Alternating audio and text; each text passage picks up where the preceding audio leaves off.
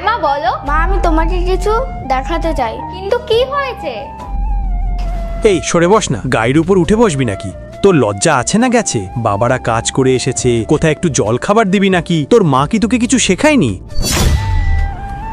খাবারে কি বানিয়েছিস? ওই বাবা খাবার তো বানায়নি। তুই তো জানিস আমি টাইমে খাবার খাই। যা গিয়ে খাবার বানা, ঘর মুছে দে, স্কুলে যাবি। এমন মার দেবো না। বাবা, তুমি আমার সাথে খুব ভুল করছো।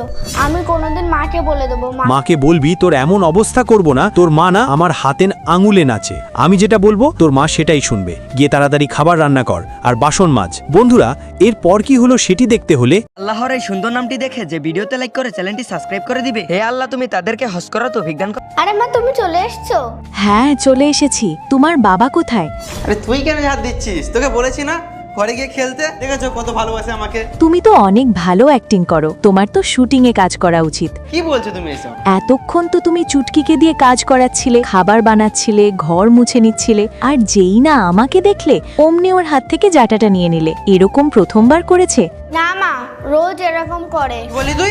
আমার সামনে আমার মেয়ের সাথে তুই উল্টাপাল্টা কথা বলিস? এক্ষুনি আমার বাড়ি থেকে বের হয়ে যা।